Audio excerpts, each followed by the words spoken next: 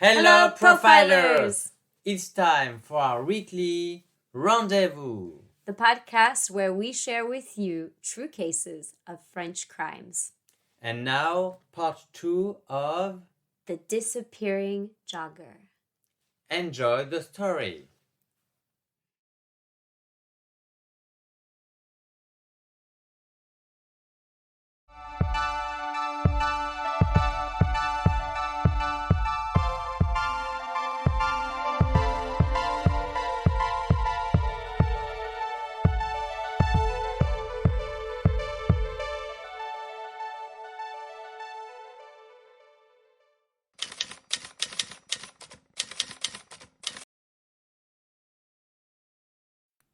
According to Jonathan's lawyers, he is extremely sad when he learns that certain people have doubts about him. He withdraws, trying to protect himself. According to others, these doubts are absurd, as Jonathan is an introverted man, almost obsessively shy, the opposite of a would-be murderer. Jonathan's lawyers would speak to the press to say, "Stop the rumors. Mr. Daval is a victim, and they believe in his total innocence in this case."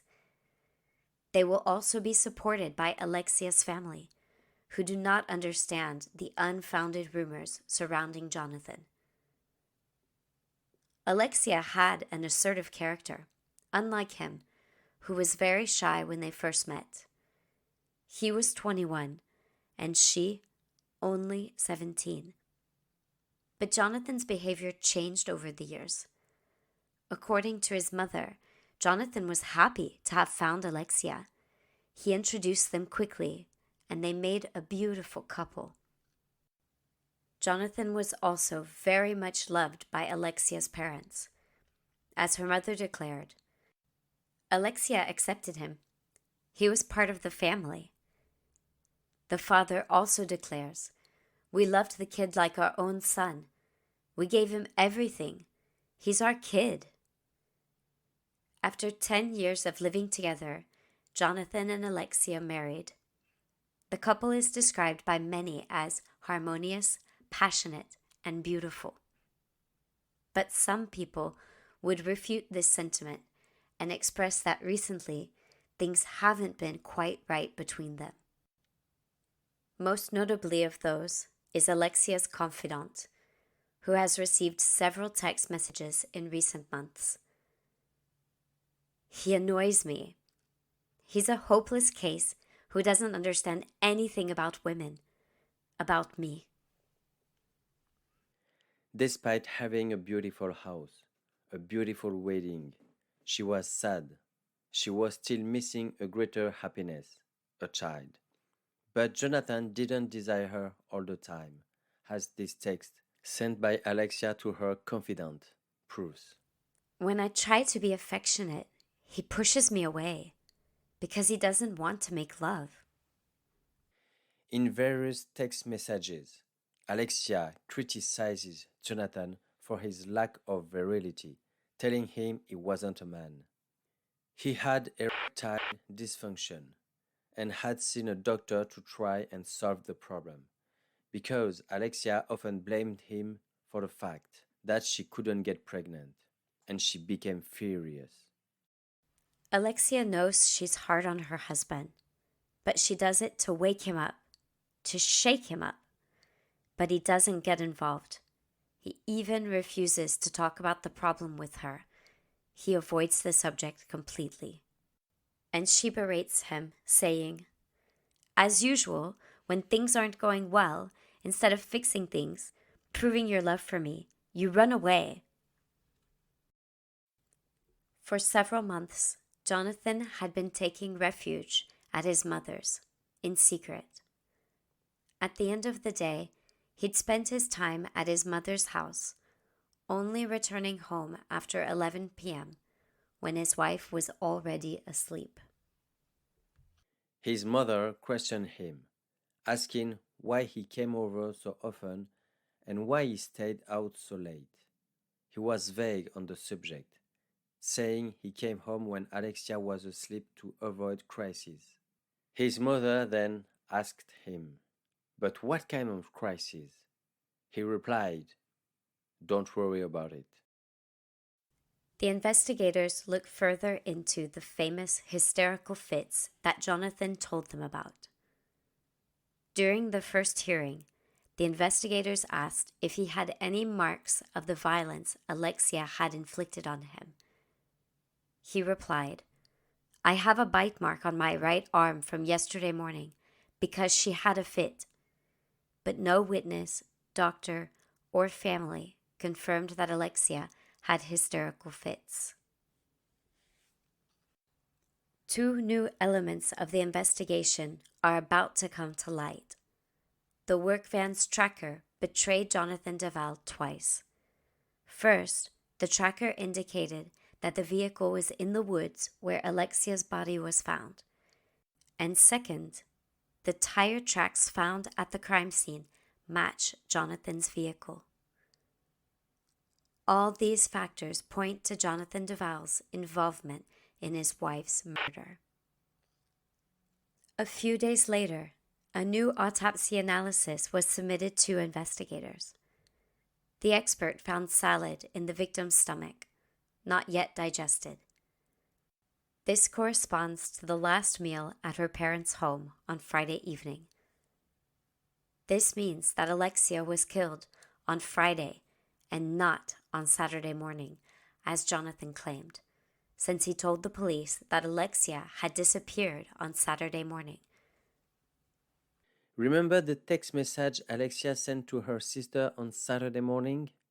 The investigators then compared the writing of the text messages and realized that there was an inconsistency.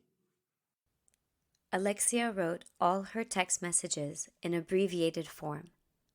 However, this one is written correctly, and Jonathan, in his phone, always sends carefully written text messages.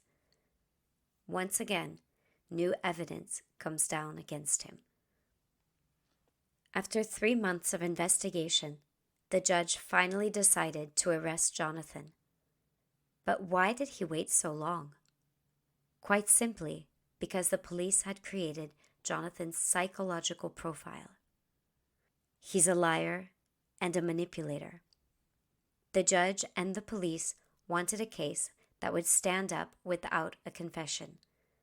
So they waited until they had all the evidence they needed to arrest Jonathan Daval and place him in police custody. The police visit the Fouillot family and inform them that they are going to arrest Jonathan Daval for the murder of their daughter. The parents don't believe a word of it. For them, it's impossible. They explain to the police that this must be a mistake. Jonathan's 2 lawyers are present with him. Before taking Jonathan to the station, the police search the house, and once again, new evidence comes to light. They find an aerosol bottle without the cap, the same cap that was found under Alexia Daval's body, but also similar sheets with the same pattern as the one that covered the victim's body. To be sure, the police presented Alexia's parents with the sheet from which the corpse had been covered, and Isabel replied, "Yes, I recognize this sheet. It belongs to my daughter and my son-in-law." For the experts, there is no doubt. Jonathan Daval killed his wife, Alexia. The interrogation was meticulously prepared several days in advance to be as effective as possible, and all eyes in France were on the sudden arrest of Jonathan Daval. Even before the first examination began, the lawyers discovered from a magazine, Le Point, that the police already had 3 items of evidence against Jonathan. They know nothing about the case and have not been told about it. The testimony of the neighbor, the tracker, and the tire tracks of his vehicle at the scene of the crime. The lawyers question the reliability of these three pieces of incriminating evidence. Jonathan faces two officers, still claiming his innocence. The interview is closely followed by behaviorists and the commander of the research section, placed in a different room, but who witness the whole scene. The first hearing goes smoothly, with the police asking Jonathan to tell them about Friday evening, how their couple works, and details like this. After a 3-hour break, Jonathan is questioned a second time, but this time the officers change their tone and go further, confronting him with his lies and exposing the evidence. They try to get Jonathan to confess. His lawyers watch helplessly as Jonathan has no answers to certain questions. And as one of his lawyers says, if he doesn't have an answer, it must be him. But Jonathan continues to deny the facts. He keeps his head down, not looking anyone in the eye. You can tell he's just a boy on the run, avoiding everything, just as Alexia had described him. After several hours, the police change their strategy and attempt to create a bond of empathy with him. Even though they don't believe it, in front of Jonathan, they insist on the fact that Alexia wasn't easy to live with, that she often demeaned him, and after enduring that kind of treatment for a while, it's understandable that he would snap, but the plan still didn't work. The police change tactics again. They focus on the lawyers of the accused. It's a unique case, as generally lawyers and police rarely work together. But this time, Jonathan's lawyers seem to cooperate with the police. They allow his lawyers to have a private interview with Jonathan in order to push their client to confess. But once again, Jonathan totally denies the facts. He declares, "All the evidence is against me, and I have no explanation to give." The clock is ticking. There isn't much time left to keep him in police custody. The warrant officer attempts a fifth and final hearing. This time, his lawyers go a little further and explain to him that now he has no other choice. He has to be honest and tell the whole truth. Jonathan leaves the interview room with his lawyers and heads towards the interrogation room. He sits down in front of the officers in absolute silence. Tears start to fall. The officer then asks him if he has something to say. This time it works. Jonathan regrets his act, and it is indeed him who killed Alexia Daval. He explains that they started to fight in the car, then the fight continued into the house, still over the same thing. Alexia was dead set on having a baby. She became more and more violent that evening. She insults her husband, puts him down. She even bites his arm and slaps him multiple times. This time, it was too much for Jonathan. He snapped and totally lost it. He started hitting her with multiple punches and strangled her, simply to silence her. Jonathan Daval's lawyer, Randall Schwerdorfer, announces to the press himself the arrest of his client. He declares, "We won't defend a murderer. We won't defend an assassin. We will be defending a young man who, in a relationship crisis, accidentally caused the death of his wife." Jonathan's mother, as well as the parents of Alexia, cannot believe it. They are in shock. They all believe in his innocence. During the lawyer's statement, a journalist asks the following question: how does Jonathan explain his act? The lawyer replies, he explains it's because he had a very tense relationship as a couple. Alexia had an overbearing personality. He felt completely crushed, belittled, and at one point, there was just one word too many, one hysterical crisis too many, that he didn't know how to handle it, and went too far. This latest statement came as a bombshell. First, to Alexia's parents, where her mother declared, I can't stand these words. There is a murderer, and it's my daughter's fault that she went looking for what she got. The lawyer was sullying Alexia's memory, and that's just not possible. From that day on, I said to myself, if he goes down that road, I'll be there. She was ready to fight for her daughter's reputation. And she wasn't the only one. Feminist associations also denounced his remarks as scandalous, as did the French Secretary of State for the Legality of Men and Women, who describes his comments as scandalous and dangerous. He's talking about murder, but rejects the term accidental. But just 3 months later, there would be a new twist in the case. Jonathan Daval, who had confessed to the murder of his wife, or that he had accidentally suffocated her, went back on his word. He tells the judge that he didn't tell the truth. The real story?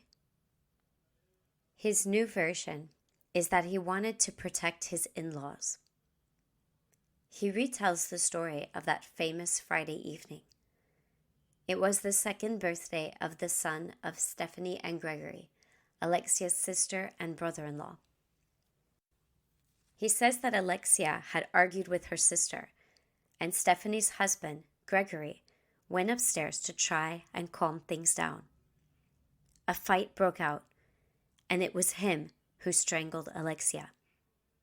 Jonathan adds, with the help of my father-in-law, to avoid a scandal, we both went into the woods to get rid of Alexia's body.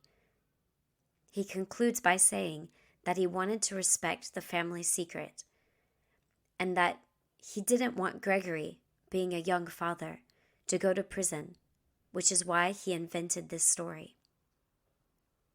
This new version of a possible family murder divides the French population. On the one hand, there are the pro-Davals, and on the other, those against.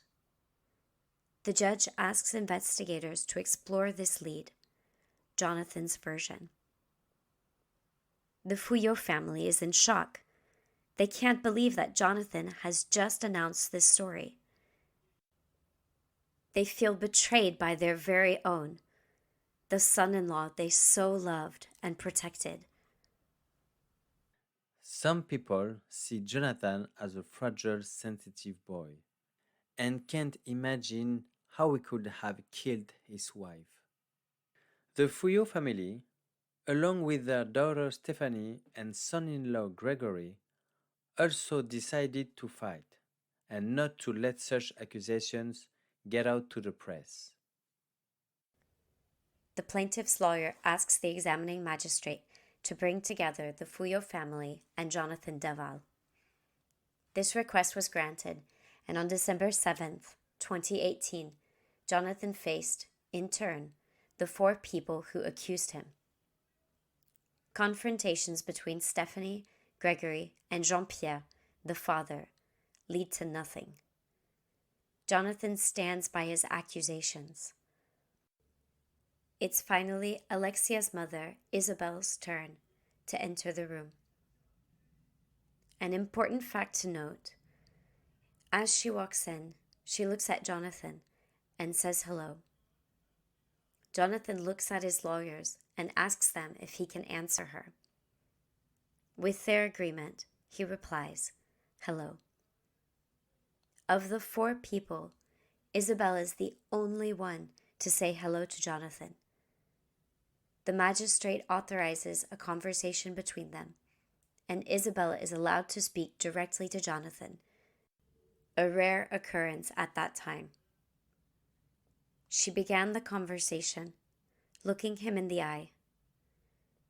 "Jonathan, I'm ready to forgive you, but you have to tell us the truth."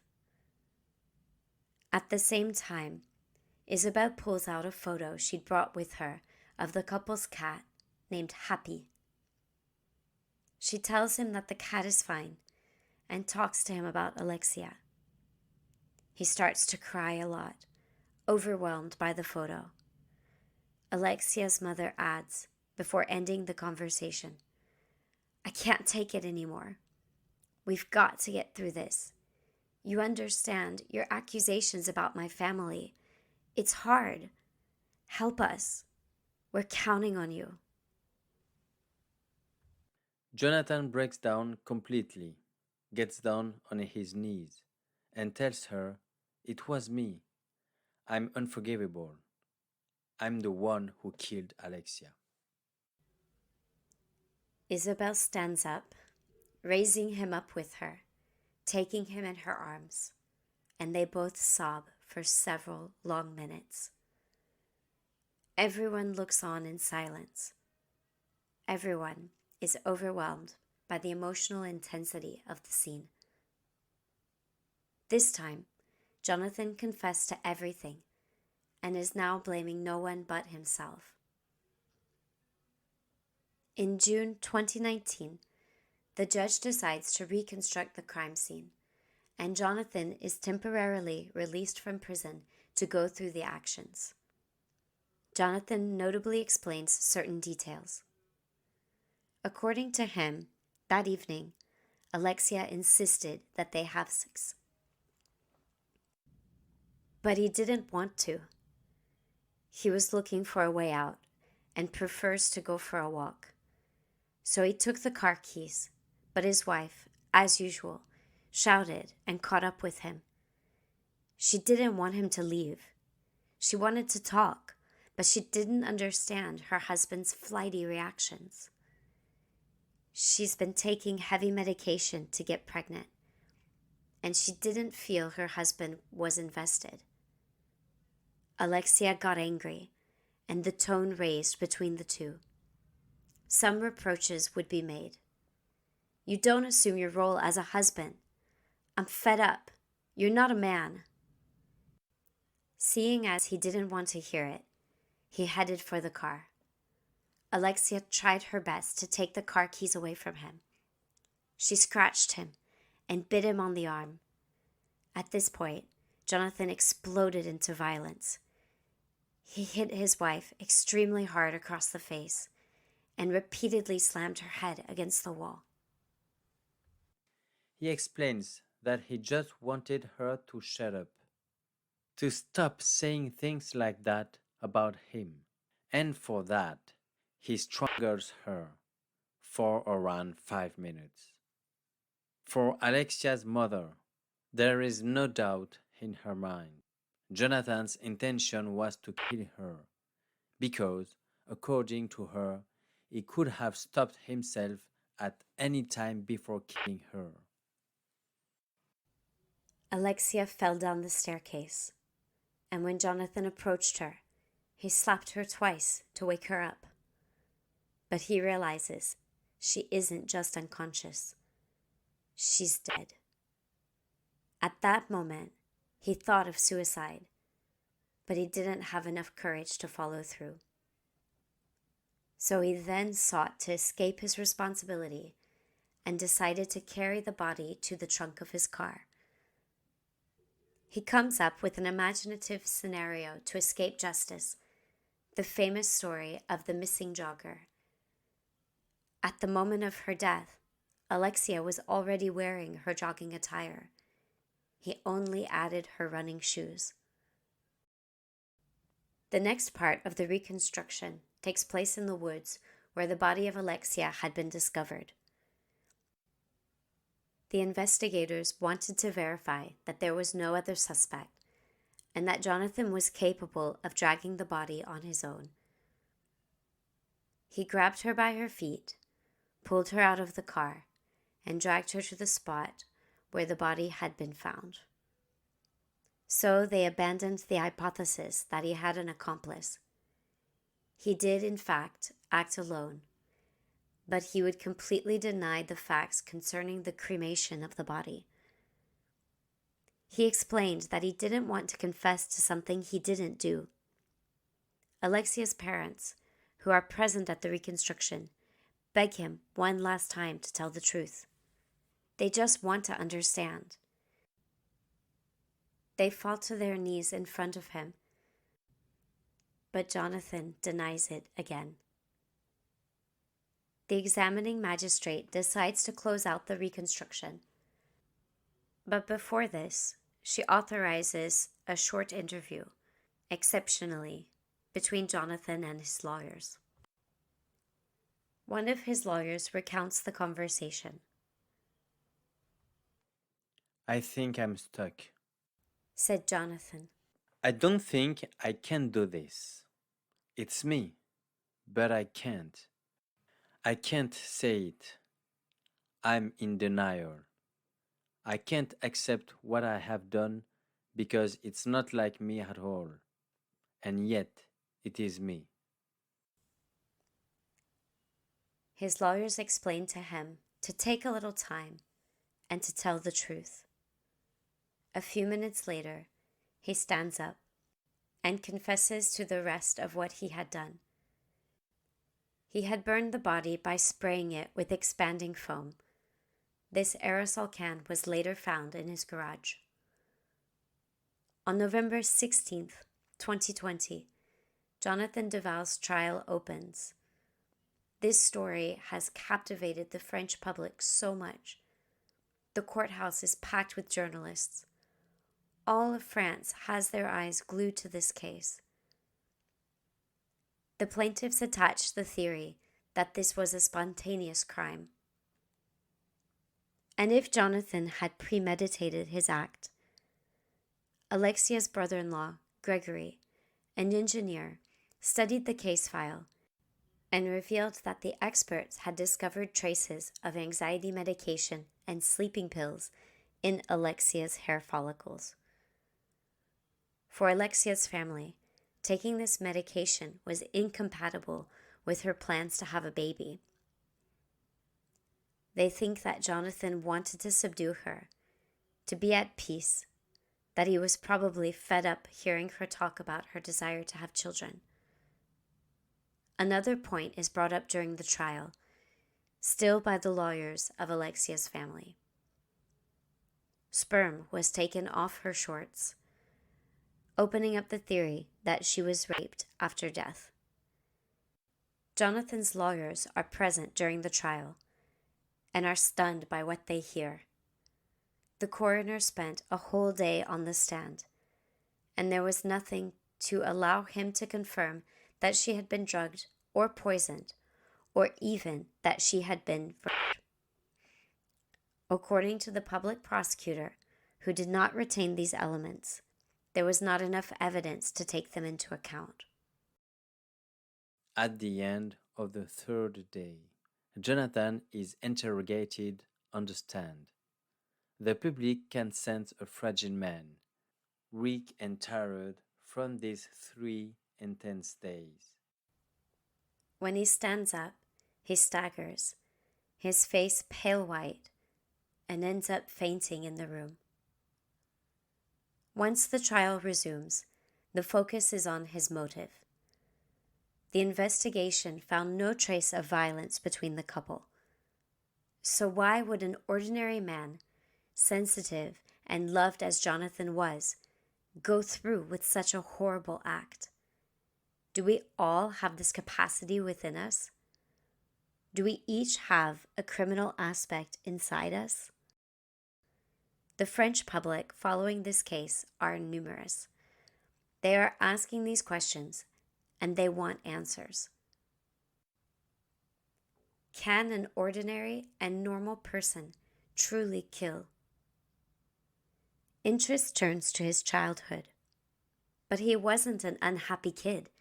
In fact, It was a happy, pampered childhood until his father died when he was 13.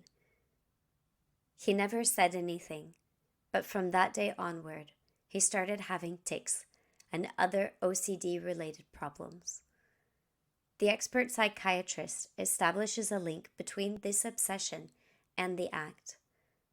According to him, people with OCD may tend to internalize violence and repress it.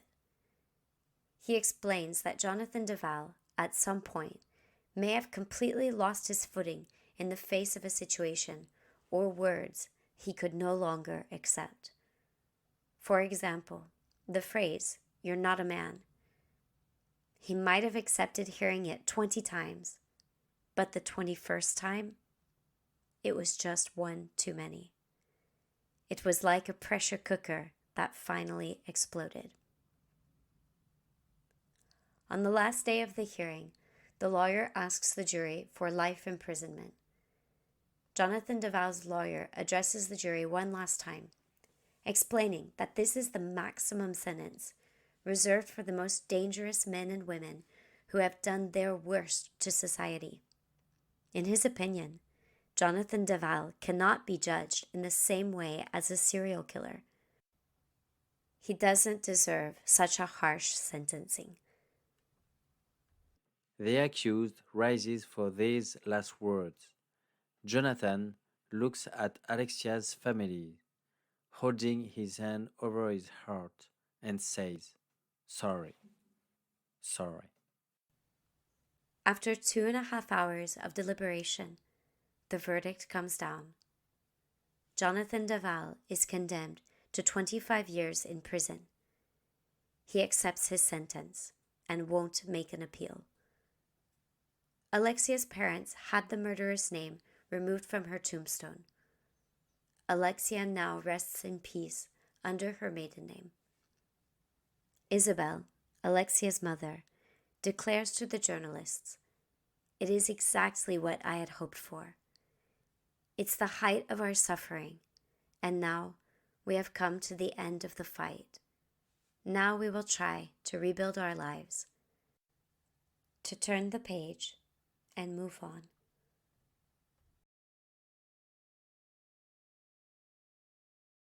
Thank you for watching our video. We are excited to share these stories with you and to give a voice to the victims worldwide. If you enjoyed this story, You can help us out by liking the video, subscribing to our channel, and punching the notification bell. very important, don't forget to give us your opinions in the comments.